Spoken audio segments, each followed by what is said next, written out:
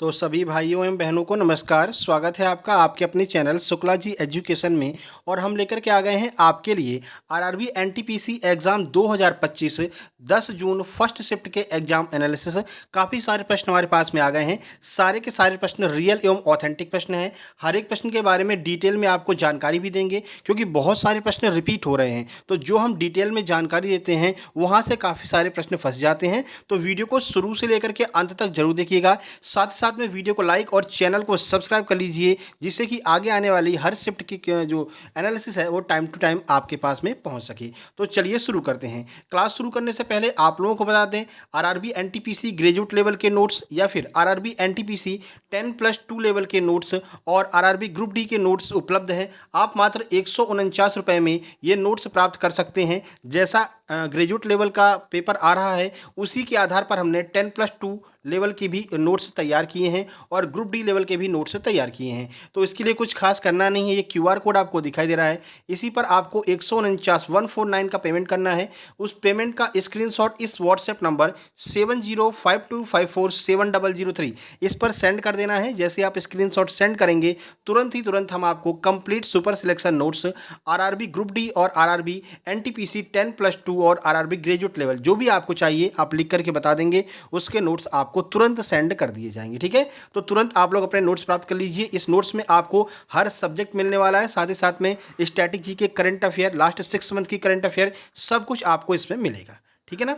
चलिए अब देखते हैं आज के प्रश्न। GK GS current affair. आज का पहला प्रश्न है, ध्रुव सेन के बाद में गद्दी पर कौन बैठा? तो आपको पता है ध्रुव सेन मौखिर वंश का एक शासक था। इसके बाद में गद्दी पर कौन बैठा है? हिस्ट्री से यह प्रश्न पूछा है। बालादित्य धरसेन, धरसेन द्वितीय, धरसेन प्रथम या फिर इनमें से कोई नहीं। सही आंसर हो जाएगा आपका ऑप्शन नंबर 1, बालासेन धरसेन ध्रुव सेन के बाद में जो है गद्दी पर बैठे थे। ठीक है, चलिए ध्रुव सेन के बारे में कुछ जानकारी देख लीजिए, क्योंकि यहाँ से प्रश्न आगे बनेगा। तो ध्रुव सेन द्वितीय मैत्रक वंश का शासक था। मैत्रक या मौखिर एक ही बात है। ठीक है, जिसने पश्चिम भारत में शासन किया था। मैत्रिक राजवंश की स्थापना भट्टारक ने की थी। आगे प्रश्न बन सकता है, मैत्रिक वंश की स्थापना किसने की? भट्टारक ने। इस वंश की राजधानी बल्लभी हुआ करती थी। ध्रुव सेन द्वितीय ने 627 से 641 ईस्वी तक राजवंश पर शासन किया और हर्षवर्धन से हारने के बाद में एक जागीरदार बन गया। इसको हर्षवर्धन ने हरा दिया, लेकिन हराने के बाद में मारा नहीं, इसको एक जागीर दे दी। बोले भैया तुम इस जागीर के जागीरदार हो, अब तुम शासक नहीं हो। उसने कहा कोई दिक्कत नहीं है, अपना तो काम चलता रहेगा। ठीक है ना। चलिए आगे बढ़ते हैं और अगला प्रश्न देखिए, तख्त ए बही। उसके बाद में इसी जागीर पर ही जो है उसका बेटा बैठा था बालादित्य, और बालादित्य के बारे में आपसे प्रश्न पूछा है। अगला प्रश्न पूछा है, तख्त ए बही ये कहाँ पर स्थित है? बहुत सारे लोगों ने हमारे पास में प्रश्न भेजे हैं, आप लोगों से भी निवेदन है। नंबर है 7052547003। इस पर आप अपने प्रश्नों को जरूर भेजिएगा एग्जाम सेंटर से निकलने के बाद में। ठीक है, चलिए फिलहाल प्रश्न है, तख्त ए बही कहाँ पर स्थित है? अफगानिस्तान, भारत, पाकिस्तान, बांग्लादेश। सही आंसर हो जाएगा Pakistan, option number C. Pakistan में तख्त ए बही स्थित है। अब कहाँ पर है और ये क्या है वो सब आपको बताते हैं। देखिए, तख्त ए बही जो कि एक प्राचीन बौद्ध मठ है। ठीक है, तो ये प्राचीन बौद्ध मठ है जिसको हम तख्त ए बही कहते हैं।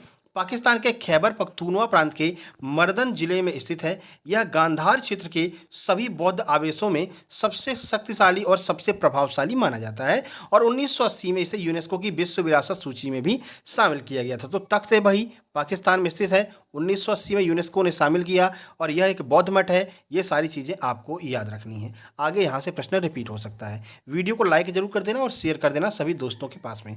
अगला प्रश्न है, कंप्यूटर से माइक्रोसॉफ्ट पावर पॉइंट में प्रेजेंटेशन को सेव करने के लिए किस कुंजी संयोजन का प्रयोग किया जाता है? यानी कि कौन सी की को आप प्रेस करेंगे तो जो माइक्रोसॉफ्ट पावर पॉइंट में प्रेजेंटेशन आपकी सेव हो जाएगी? कंट्रोल+A, कंट्रोल+S, कंट्रोल+P या फिर कंट्रोल+V। सही answer option B, control+, save हो जाएगा। बाकी के ऑप्शंस को भी देख लेते हैं। देखिए, कंट्रोल+S का उपयोग करके माइक्रोसॉफ्ट ऑफिस दस्तावेज को आप सेव कर सकते हैं। ठीक है, कंट्रोल+C से कॉपी कर सकते हैं, कंट्रोल+V से पेस्ट कर सकते हैं, कंट्रोल+X से कट कर सकते हैं। ये सारी शॉर्टकट की आपको पता होनी चाहिए। अगला देखिए, जो उत्कल है वो भारत के किस भाग में स्थित है? आपने राष्ट्रगान में भी सुना होगा उत्कल के बारे में, तो वही पूछ रहे हैं कि भारत के किस साइड स्थित है? दक्षिण भारत में, उत्तर भारत में, पश्चिम में या फिर पूर्वी भारत में? सही आंसर ऑप्शन नंबर डी, पूर्वी भारत में यह स्थित है। देखिए, जो उत्कल है ये पहले उड़ीसा के नाम से, जो उड़ीसा है ना अपना आज का, इसे उत्कल के नाम से पहले जानते थे। तो उत्कल भारत के पूर्वी भाग में स्थित है। यह उड़ीसा राज्य के पूर्वी तटीय मैदानों का हिस्सा है। ठीक है ना। अब उत्कल एक्सप्रेस एक गाड़ी भी चलती है ग्वालियर से, आपको पता होगा, है ना, उड़ीसा के लिए चलती है। उत्कल प्राचीन समय में उड़ीसा क्षेत्र का नाम था जो भारत के पूर्वी भाग में स्थित है। यह नाम जनगण मन में भी देखने को मिलता है, जो हमारा राष्ट्रगान है उसमें भी यह देखने को मिलता है। चलिए आगे बढ़ते हैं, अगला प्रश्न है। अगला मैथ का एक प्रश्न मिल गया तो हमने सोचा क्यों नहीं आपको बता ही दिया जाए। देखो प्रश्न है, एक नाव की गति धारा की दिशा में 41 किलोमीटर प्रति घंटा और विपरीत दिशा में 20.5 किलोमीटर प्रति घंटा है। यदि नाव जो है वो कुल 13 घंटे यात्रा पूरी करती है तो बताइए कुल कितनी डिस्टेंस उसने कवर की है। आंसर इसका बता देते हैं, 348.5 किलोमीटर इसका करेक्ट आंसर हो जाएगा। आप लोग सॉल्व करके देख सकते हैं। चलिए अगला देखिए, अगला प्रश्न है, भारतीय संविधान में मानव तस्करी पर किस अनुच्छेद के तहत प्रतिबंध लगाया गया है। भारतीय संविधान ने कहा भैया तुम मानव तस्करी नहीं कर सकते हो ना, तो ऐसा कौन से आर्टिकल में कहा गया है। चलिए देख लेते हैं, 21, 22, 23 या फिर 24। सही आंसर ऑप्शन नंबर सी हो जाएगा। अनुच्छेद 23 में कहा गया है कि आप लोग मानव तस्करी नहीं कर सकते हैं, मानव को खरीद फरोख्त नहीं कर सकते हैं, है ना। देखिए तो भारतीय संविधान का अनुच्छेद 23(1) मानव तस्करी और जबरन श्रम बेगार पर प्रतिबंध लगाता है। जबरदस्ती आप काम भी नहीं करवा सकते हैं और बेगारी नहीं करवा सकते हैं। बेगारी का अर्थ है कि काम तो करवा लिया लेकिन पैसा नहीं दिया, ऐसा नहीं करवा सकते हैं। अनुच्छेद 23(1) में कहा गया है मानव तस्करी, पैसे की भीख मांगना और इस तरह के अन्य प्रकार के जबरन श्रम निषिद्ध हैं और इस नियम का कोई भी उल्लंघन कानूनी प्रतिबंधों के अधीन अपराध होगा। जबरदस्ती भीख मंगवाते हैं या फिर ऐसा कोई कृत्य जो आर्टिकल 23(1) में दिया गया है, अगर आप करते हैं तो जो है ये कानूनी उल्लंघन माना जाएगा और यह एक प्रकार का अपराध माना जाएगा। आगे बढ़ते हैं। बाकी आपको बता दें यूपीएसआई के भी नोट्स लगभग कंप्लीट हो चुके हैं। आप लोग यूपीएसआई के नोट्स प्राप्त कर सकते हैं, यूपी पुलिस कांस्टेबल के नोट्स ले सकते हैं। एमपी का कोई भी एग्जाम हो, एमपी के सभी नोट्स उपलब्ध हैं। देखिए ध्वनि किस प्रकार की तरंग है, यह आपसे पूछा गया है। अनुप्रस्थ है, अनुदैर्घ्य है, विद्युत चुंबकीय तरंग है या फिर स्थानीय तरंग है। सही आंसर ऑप्शन नंबर डी नहीं होगा भैया, है ना, इसका ऑप्शन नंबर डी नहीं होगा, अनुदैर्घ्य तरंग हो जाएगा। ऑप्शन नंबर बी इसका सही आंसर। देखिए तो ध्वनि एक अनुदैर्घ्य तरंग है जो कि एक यांत्रिक तरंग है जिसे आगे बढ़ने के लिए माध्यम की आवश्यकता होती है। तो अनुदैर्घ्य तरंग जो भी होगी उसे आगे बढ़ने के लिए एक माध्यम की आवश्यकता होगी, बिना माध्यम के ये आगे नहीं बढ़ सकती है। जिसका अर्थ है ध्वनि तरंग में माध्यम के कणों का कंपन तरंग की दिशा के समानांतर होता है, यानी कि ये ऐसे ऐसे सीधे सीधे चलते रहते हैं, ठीक है, जो कि अनुप्रस्थ तरंगों के विपरीत होता है, जहाँ कंपन जो है वो लंबवत होते हैं। तो अनुप्रस्थ में क्या होता है, कंपन लंबवत होते हैं, अनुदैर्घ्य में सीधा सीधा होता है। ये इसमें डिफरेंस बताया है। ध्वनि एक अनुदैर्घ्य तरंग है, याद रखना। अगला देखिए, करंट अफेयर का प्रश्न है, अयोध्या के श्री राम जन्मभूमि मंदिर में रामलला की मूर्ति को किस मूर्तिकार के द्वारा बनाया गया है। यह प्रश्न तो आना ही था, पहले भी हमने बोला था कि ये प्रश्न आएगा ही आएगा, है ना। देखो तो राम सुतार, अरुण योगीराज या फिर सुदर्शन पटनायक, विजय जोशी। सही आंसर ऑप्शन नंबर बी है, अरुण योगीराज के द्वारा बनाया गया है। यह आपको अरुण योगीराज की फोटो भी देखने को मिल रही है। तो देखिए अयोध्या के राम मंदिर में स्थापित रामलला की जो मूर्ति है वो मैसूर के मूर्तिकार अरुण योगीराज के द्वारा बनाई गई है। दक्षिण भारत के मैसूर के ये रहने वाले हैं, यह भी आपको याद रखना है। आगे बढ़ते हैं। वर्ल्ड प्रेस फ्रीडम इंडेक्स, देखो इंडेक्स से हर दिन प्रश्न आ रहा है, आज भी आया है। वर्ल्ड प्रेस फ्रीडम इंडेक्स 2025 में भारत कौन से स्थान पर स्थित है। 142, 159, 151, 126। सही आंसर ऑप्शन नंबर सी, 151वें नंबर पर भारत फिलहाल वर्ल्ड प्रेस फ्रीडम इंडेक्स में है। देखिए कहाँ से जारी होता है, कौन जारी करता है, देख लेते हैं। पेरिस स्थित international NGO reporters without borders ने वर्ल्ड प्रेस फ्रीडम इंडेक्स 2025 जारी की है। भारत 180 देशों में 151वें नंबर पर है। टोटल इसमें 180 देश हैं, भारत 151 नंबर पर है। ये यह बताता है कि किस देश में प्रेस को कितनी स्वतंत्रता प्राप्त है। आगे बढ़िए। भारत में लौटता और नंबर 1 पर नॉर्वे है, ये आपको याद रखना है। भारत में लौटता हुआ मानसून सर्वाधिक वर्षा कहाँ पर करता है। जो लौटता हुआ मानसून होता है वो भारत में सबसे ज़्यादा बारिश कहाँ पर करता है। राजस्थान, मुंबई, चेन्नई, दिल्ली। सही answer option number C, Chennai में करता है। क्यों करता है तो वो भी देख लेते हैं, एक मिनट। देखिए तो लौटते हुए मानसून से बंगाल की खाड़ी में चलने वाली जो हवाएं होती हैं, ये मान लीजिए आपका इंडिया है, एक मिनट देखो, इंडिया का दक्षिण वाला पार्ट बना देते हैं। ये है बंगाल की खाड़ी, यहाँ पर चेन्नई है। तो ये क्या होता है कि बंगाल की खाड़ी से जो हवाएं चलती हैं वो चेन्नई में जाकर के बारिश करवाती हैं। तो लौटता हुआ जो मानसून है वो चेन्नई में, यानी कि तमिलनाडु के चेन्नई में विशेष रूप से बारिश करवाता है। आगे बढ़िए। अगला प्रश्न है, भरतनाट्यम की जो अंतिम अवस्था होती है वो अंतिम अवस्था कौन सी होती है, यह आपसे पूछी गई है। अल्लारिपु, वर्णम, पदम या फिर तिल्लाना। सही answer option number D, tillana. कैसे, आइए देख लेते हैं। भरतनाट्यम नृत्य की अंतिम अवस्था तिल्लाना होती है, जो लय और गति का जीवन चक्र दर्शन होता है। यह नृत्य सबसे ऊर्जावान और उत्सवपूर्ण भाग होता है, यानी सबसे लास्ट में सबसे ज़्यादा ऊर्जा लगानी पड़ती है और सबसे ज़्यादा उत्सवपूर्ण भाग होता है वो लास्ट होता है, जिसको हम तिल्लाना कहते हैं। आगे बढ़िए। भरतनाट्यम कहाँ का लोक नृत्य है, ये आपको कमेंट बॉक्स में कमेंट करना है। अगला प्रश्न है, प्लूटोनियम के साथ एक दुर्लभ धातु कहाँ पर पाई जाती है। अगर प्लूटोनियम मिलेगी उसके साथ में कोई दुर्लभ धातुएं मिलती हैं, लेकिन वो कहाँ पर मिलेंगी? समुद्र सतह के नीचे, कोयले की परतों में, ज्वालामुखी में, या फिर रेगिस्तानी मिट्टी में।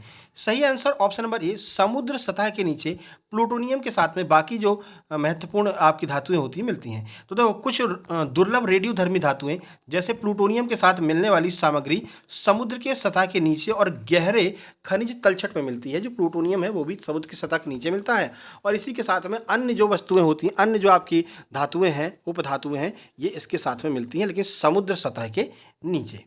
चलिए अगला देखते हैं। अब देखो अगला प्रश्न है, निम्न में से कौन सा परिवहन साधन प्रतिदिन, एक मिनट, प्रति टन हो जाएगा ना, प्रति टन किलोमीटर पर सबसे कम कार्बन डाइऑक्साइड उत्सर्जित करता है। यानी 1 टन किलोमीटर पर सबसे कम कार्बन डाइऑक्साइड, सबसे कम धुआं कौन फेंकता है, यह पूछा जा रहा है आपसे। इस तरह के कठिन प्रश्न आ रहे हैं भैया, ठीक है ना, देख के जाना। इसीलिए आपसे कह रहे हैं डेली हम एनालिसिस करा रहे हैं, डेली एनालिसिस देखिए, क्योंकि बहुत सारे प्रश्न सेम टू सेम रिपीट हो जाते हैं। अभी कल हमने एनालिसिस कराया था, उसमें एक जो फर्स्ट दिन जो पेपर हुआ था उसके 2 प्रश्न रिपीट हुए थे, है ना। हवाई जहाज, सड़क वाहन, रेलगाड़ी, समुद्र। सही आंसर हो जाएगा ऑप्शन नंबर डी, समुद्री जहाज। तो प्रति टन किलोमीटर में सबसे कम जो है प्रदूषण कौन करता है?